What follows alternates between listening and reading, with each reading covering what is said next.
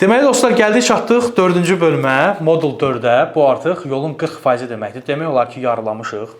Artıq bu biraz bir sıxıcı olan, cümlə qurmadığımız tərəflər, ancaq sözlərdən ibarət olan şeylər keçib getməyə başlayırlar. Və burada yenə aşağıda sizi sözlər qarşılayacaq digər modullarda olduğu kimi. Burada artıq biraz daha istifadə edə biləcəyiniz əvvəlki modulda məsələn şey var idi. Bu kitabdır, bu qələmdir, bu dəftərdir. Burada öyrəndiyiniz sözləri ondan birləşdirə bilərsiniz. Məsələn, burada pişik var, cat.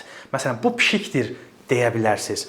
Orada necə idi? Bu qələmdir, it's a pen idi. Burada bu pişikdir, it's a cat olacaq.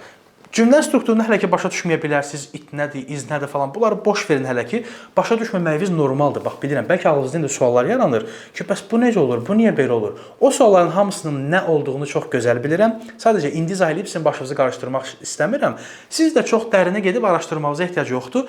Nəyi öyrədirəmsə, sadəcə onu öyrənin, səbirli olun. Bu A0 səviyyəsini bitirək, ondan sonra A1-də artıq daha ciddi praktik eləyəcəyik. Bütün sözlər, cümlələr, hər şey digər sectionlarda olduğu kimidir. İmtahanı verib keçəcəksiniz 5-ci bölməyə və yolun yarısında sizlə görüşəcəyik. Özünüzə yaxşı baxın.